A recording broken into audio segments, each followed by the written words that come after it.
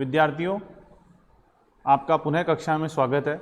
देखिए, हम अध्ययन कर रहे थे कि किस प्रकार से द्रौपदी अपनी भावनाओं को, अपनी विचारों को अभिव्यक्त कर रही है ताकि युधिष्ठिर दुर्योधन के प्रति जो उसका राज्य हरण हुआ है उसको पुनः प्राप्त कर सके और उसको उचित प्रतिकार उत्तर दे सके।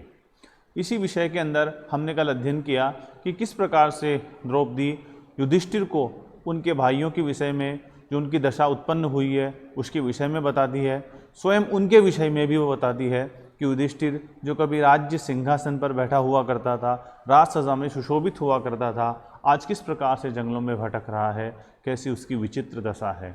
इसी बात को आगे बढ़ाते हुए आज हम अध्ययन करेंगे। आज द्रौपदी कहती है, अनारतम यौ मणिपीठ शायिना वरंजयत राजशिरः सृजाम्रजः निषीदतः तच्चरणो वनेषु ते मृगद्विजालून शिखेषु बर्हिषाम। ध्यान दीजिएगा, अनारतम यौ मणिपीठ शायिना वरंजयत, मणिपीठ शायिना वरंजयत, ये दो शब्द है। मणिपीठ शायिनौ अरंजयत,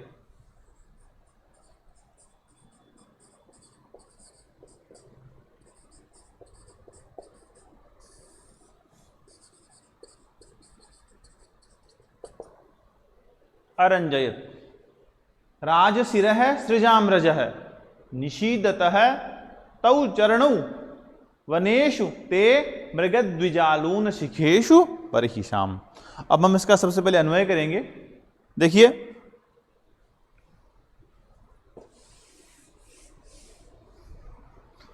यौ मणिपीठ शायिनौ, यौ मणिपीठ शायिनौ ते चरणौ राजशिरः सृजाम रजः अरंजयत। यौ मणिपीठ शायिनौ ते चरणौ राजशिरः सृजाम रजः अनारतम अरंजयत तौ मृगद्विजालून शिखेषु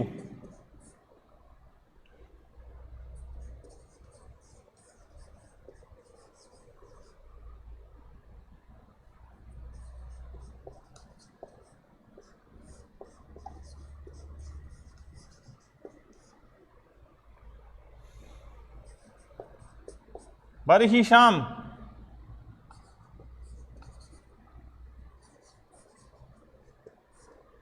वनेषु निषीदतः,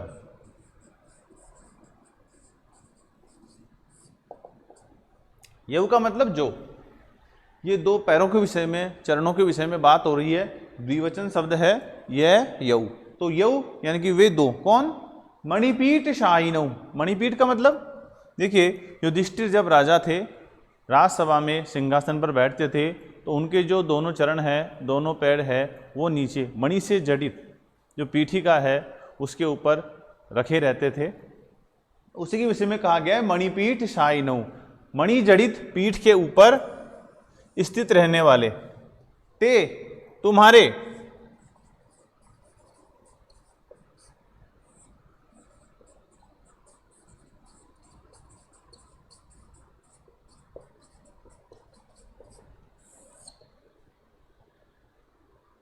चरणों जो चरण है, जो पैर हैं, राजशिरः सृजाम रजः अरंजयत, राज सृजाम। ध्यान दीजिएगा, राजशिरः का मतलब राजाओं के सिर, और सृजाम का मतलब माला, और रजः का मतलब पराग। अनारतम कहने का मतलब है, राजा का सिंहासन राजसभा के अंदर थोड़ा ऊपर होता है, उसके पार्श्व में जो संबंधित राजा लोग हैं, पड़ोसी जो राजान्य राजा हैं, वो उपस्थित रहते हैं और निरंतर आकर के उनको चरण वंदन करते हैं। तो ऐसी स्थिति के अंदर युधिष्ठिर के जो चरण है, जो मणि रूपी पीठ के ऊपर, मणियों से जड़ित पीठ के ऊपर रखे हुए हैं, वो चरण उन राजाओं के द्वारा धारण की गई माला और उस माला में लगे हुए पुष्पों के पराग से अरंजयत, रंजित होते हैं, रंगे जाते हैं, सुशोभित होते हैं। जो पैर जब आप राजा थे उस समय मणि रूपी, मणि से जड़ित पीठ पर रखे हुए रहते थे, और आपके जो पड़ोसी राजा थे, राजसभा में विद्यमान जो राजा हैं उनके द्वारा निरंतर आपका नमन करने के कारण, आपका वंदन करने के कारण उनकी मालाओं के अंदर विद्यमान पुष्पों के पराग से रंजित हुआ करते थे, सुशोभित हुआ करते थे। वे चरण तऊ, वे चरण तऊ का मतलब वे चरण। अब क्या है? मृगत द्विजालून। देखिए, मृग का मतलब क्या होता है? हिरण। मृग का मतलब होता है हिरण। और द्विज का मतलब क्या होता है? द्विज ऋषि मुनि जो वन में रहते हैं, ब्राह्मण सन्यासी, तो उनके द्वारा अलून शिखेशु, तोड़े गए शिखाएं, जिनकी शिखा अग्रभाग तोड़ दिया गया है, ऐसी बरही शाम कुशाएं। वन के अंदर जो कुशा होती है, उस कुशा का मुख्य रूप से दो प्राणी वन में रहने वाले अधिक प्रयोग करते हैं। एक तो हिरण, जो उनके अग्रभाग को तोड़ देते हैं खाने के लिए, जिससे वो नुकीली हो जाती है। दूसरा, जो वहाँ पर रहने वाले जो वनवासी हैं, जो वन में यज्ञ हवन इत्यादि करने वाले महर्षि हैं, तपस्वी हैं, वो उन कुशाओं को काम में लेते हैं यज्ञीय कार्यों में, इसलिए वो उसके अग्रभाग को तोड़ देते हैं। तो मृग और महर्षियों के द्वारा टूटे हुए शिखाओं वाले बरहिशाम जो कुशा है, उसके वन में वो कुशाएं बिखरी हुई है, ऐसा वह वन है, उसके अंदर निषिद्ध यानी कि पढ़ रहे हैं। कैसी विचित्र स्थिति है, देखिए आप स्वयं विचार कीजिए। कभी आप रत्नों से जड़ित सुसज्जित राजसभा के अंदर किस प्रकार विराजमान रहते थे। चारों ओर से आपकी सभा में राजा लोग उपस्थित रहते थे, निरंतर आपको प्रणाम किया करते थे, और उनकी मालाओं से जो निकलने, उन विद्यमान जो पुष्प हैं, उन पुष्पों से निकलने वाला पराग आपके चरणों को रंजित किया करता था। और किस प्रकार से आज आप इन कुशाओं से विधे हुए हिरण और इन तपस्वियों के द्वारा जो तोड़ी गई जो कुशाएं हैं, उनसे बिखरे हुए, उनके विद्यमान, उनसे युक्त जो मार्ग है, वो जो वन है, उसके अंदर आप घूम रहे हैं। आपके पैरों में कितनी पीड़ा हो रही है, किस प्रकार से ये चुभ रहे हैं, आपको दर्द हो रहा है। इसलिए आप इस स्थिति को भी ध्यान में रखो, और इस चीज़ को ध्यान में रखते हुए पुनः अपना राज्य प्राप्त करने के लिए प्रयास कीजिए। फिर कहती है,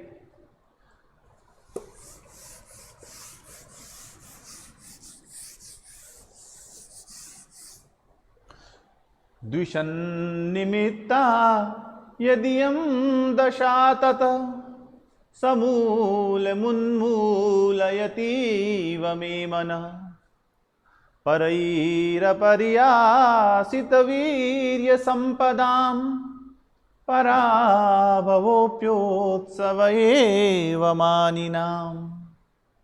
कितना सुंदर श्लोक है। इयं दशा, इयं दशा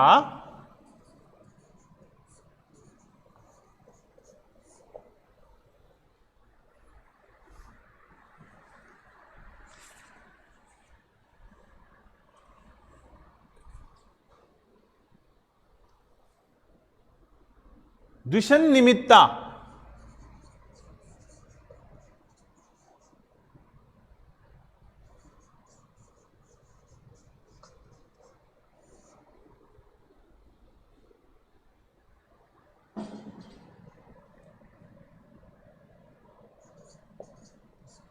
ततः मे मनः समूलम उन्मूलयति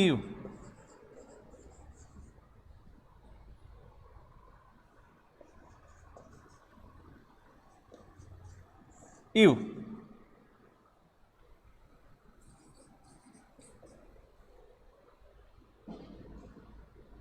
यत परई रपर्या, परही अपर्या, दो शब्द है, अलग लिख देता हूं। परही अपर्या सित वीर्य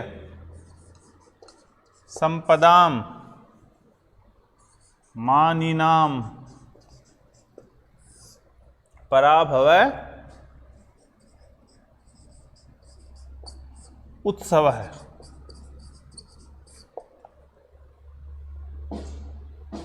एव इयम दशा, यह जो आपकी दशा है, यह जो आपकी स्थिति है, दुष्यन निमित्ता, दुश्मनों के कारण है, दुर्योधन के कारण है, आपके शत्रु के कारण है। इसलिए ऐसा प्रतीत होता है कि आपने अपने शत्रु को पुनः हराने के लिए, विजित करने के लिए प्रयास नहीं किया। देखिए, ये राजनीति का प्रमुख सिद्धांत होता है। जब दो राजाओं के बीच में या राजनीति के वश अगर किसी के मध्य शत्रुता होती है तो उचित उत्तर और प्रत्युत्तर दिया जाता है। ऐसा नहीं कि चुपचाप होकर के बैठ जाएं। जब तक समुचित प्रतिकार पुनः उसको नहीं दिया जाता, पुनः उसका उत्तर नहीं दिया जाता, तब तक एक राजा को चैन नहीं पड़ता। वह पुनः समुचित अवसर की तलाश में रहता ही है। निरंतर उसकी पीड़ाएं, उनकी जो व्यथाएं हैं, उसको अपना राज्य प्राप्त करने के लिए प्रेरित करती रहती हैं। तो इयम दशा, ये जो दशा है, दुष्यन निमित्ता, आपके शत्रु के कारण है, दुर्योधन के कारण है। तथा इसलिए मे मन है, जो मेरे मन को, मैं यानी कि मेरे मन है, यानी कि मन को, समूलम, मूल सहित, समूल, उन्मूलयति, उन्मूलयति मतलब उखाड़ सी रही है, उसे फेंक रही है, उसे व्यथित कर रही है, उसे पीड़ित कर रही है। क्यों कर रही है? क्योंकि ये दशा जो है आपके शत्रु के कारण है। फिर यथ, क्योंकि परई, परई का मतलब शत्रुओं के द्वारा, अपर्यासित वीर्य संपदाम, अपर्यासित, अपर्यासित का मतलब अपर्यासित है, नहीं समाप्त की गई है या नहीं जीती गई है। वीर्य संपदाम का मतलब हो गया शौर्य और संपत्ति। ऐसे लोग जिनकी संपत्ति उनके शत्रुओं के द्वारा, विरोधियों के द्वारा नहीं जीती गई है। फिर मानी नाम, ऐसे मानी लोगों की, पराभव है यानी कि पराभव, उनकी हानि, उनकी हार, उत्सव है यानी कि उत्सव के समान ही होती है। ध्यान दीजिएगा, दो बातें मुख्य रूप से द्रौपदी इसमें कहना चाह रही है कि आप जिस प्रकार से उचित प्रतिकार की भावना को न अपना करके इस प्रकार शांति से बैठे हैं, तो ये किस विषय में उचित है? अगर युद्ध के अंदर कोई शत्रु किसी दूसरे व्यक्ति को जीत करके अपना राज्य स्थापित कर ले, तो दूसरे राजा को समुचित उसका प्रतिकार करने के लिए प्रबंधन करना चाहिए। लेकिन अगर मान लीजिए उनकी जो हानि है, उसके राज्य की हानि है, उसके राज्य की जो क्षति है, अगर वह दूसरे शत्रुओं के द्वारा न हो करके केवल दैवीय प्रकोप से, जो प्राकृतिक जो उत्पात हैं, उनके द्वारा अगर वह स्थिति पैदा होती है, तो ऐसी स्थिति के अंदर उनकी हानि के लिए वह जिम्मेदार नहीं है। उसको उस समय, उस स्थिति के अंदर उस राजा को उत्सव के समान, यानी कि अपने मन को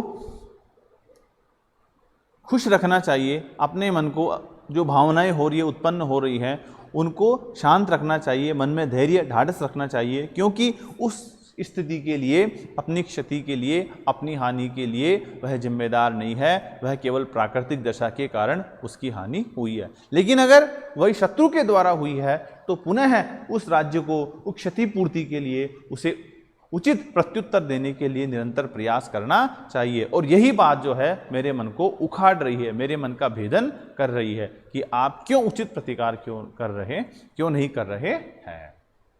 अब देखिए, विहाय शांतिम नृपधाम तत्पुनः प्रसीद संधेहि वधाय विद्विषाम् व्रजन्ति शत्रूनवधूय निस्पृहा शमेन सिद्धिम मुनयो न भुभृता। कितना सुंदर श्लोक है। विहाय शांतिम नृप धाम तत्पुनः प्रसीद संधेहि वधाय विद्विषाम व्रजन्ति शत्रून अवधूय निस्पृहा शमेन सिद्धिम मुनयो न भुभृता। सबसे पहले हम इसका पदच्छेद देखेंगे। विहाय शांतिम नृप धाम तत् पुनः प्रसीद संधेहि वधाय विद्विषाम व्रजन्ति शत्रून अवधूय निस्पृहा शमेन सिद्धिम मुनयो न भुभृता। अब इसका अन्वय देखिए।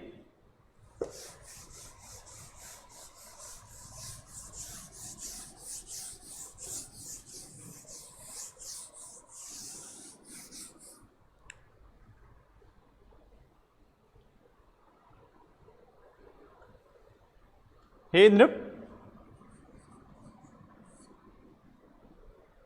प्रसीद।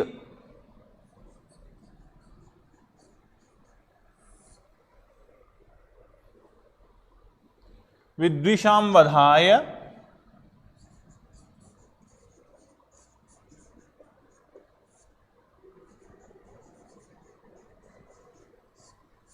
शांतिम विहाय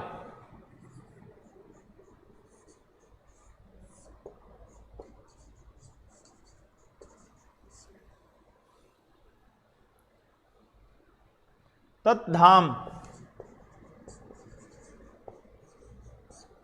पुनः संधेहि।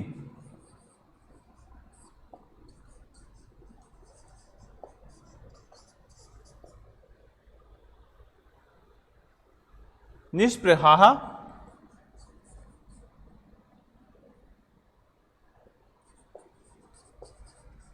मुनयः शत्रून् अवधूय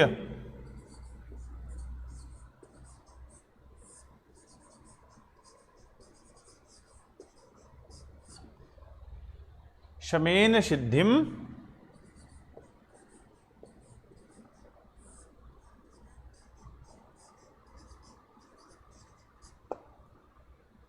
व्रजन्ति।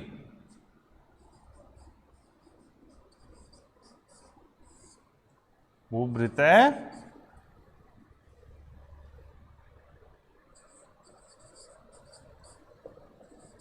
न। नृप, हे राजन, संबोधन है, संबोधन के रूप में कहा गया है। नृप, हे राजन, प्रसीद, प्रसन्न होइए। विद्विषाम वधाय, विद्विषाम का मतलब षष्ठंत शब्द है, शत्रुओं के वध के लिए। शांतिम विहाय, शांति को विहाय छोड़ दीजिए, त्यागिए। विहाय यानी कि छोड़ करके, तद्धाम, तत् यानी कि वह धाम यानी कि पराक्रम, तेज, पुनः संदेही, पुनः धारण कीजिए। कह रही है कि देखो किस प्रकार से उसने पूरा एक जो प्रतिकार के लिए जो भी स्थितियां थी उनको स्पष्ट किया कि उनके समुचित उत्तर नहीं देने के कारण, पुनः राज्य प्राप्त करने के नहीं कारण का उनके भाइयों की क्या दशा हो गई है, उनकी स्वयं की क्या दशा हो गई है, स्वयं द्रौपदी की क्या दशा हो गई है। तो वो सारा वर्णन करने के पश्चात वह पुनः कह रही है कि हे राजन, इसलिए इन सब बातों को ध्यान में रखते हुए प्रसीद, आप प्रसन्न होइए, पुनः इस शांति को छोड़िए। विद्विषाम वधाय, शत्रुओं के वध के लिए, वैरियों के वध के लिए शांति को छोड़ करके उस पराक्रम को पुनः याद कीजिए, पुनः धारण कीजिए। क्यों? निष्प्रहा मुने है, तो निष्प्रहा मुने जो होते हैं, मुनि लोग जो होते हैं, शत्रुन अवधूय, शत्रुन का मतलब काम, क्रोध, लोभ इत्यादि जो शत्रु हैं उनको जीत करके, शमेन, शम के द्वारा, कहने का मतलब है कि जो बाहरी शत्रु हैं उनको छोड़ करके काम, क्रोध, लोभ इत्यादि शत्रुओं, मानसिक शत्रुओं को जीत करके, शमेन सिद्धिम, शम के द्वारा सिद्धि को व्रजंती, प्राप्त करते हैं, भूभृतः न, राजा लोग नहीं। राजाओं के लिए आवश्यक है कि अगर उनके राज्य का हरण हुआ है, उनका प्रतिकार हुआ है, तो इस प्रकार शांति धारण करके, क्षमा भाव मन में रखते हुए वह इस प्रकार बैठ जाए, ये उचित नहीं है। यह केवल मुनियों का काम है जो वन के अंदर शत्रुओं को क्षमा करके, काम, क्रोध, लोभ आदि जिन शत्रुओं को उन्होंने जीत लिया है, उनको जीतने के पश्चात शम से, शांति से सिद्धि को प्राप्त करते हैं। राजा लोग नहीं करते हैं। राजा लोगों को तो अभी अपना राज्य संचालन करना है और उन्हें उचित पराक्रम दिखाना ही है। अब इसके आगे हम कल अध्ययन करेंगे। धन्यवाद।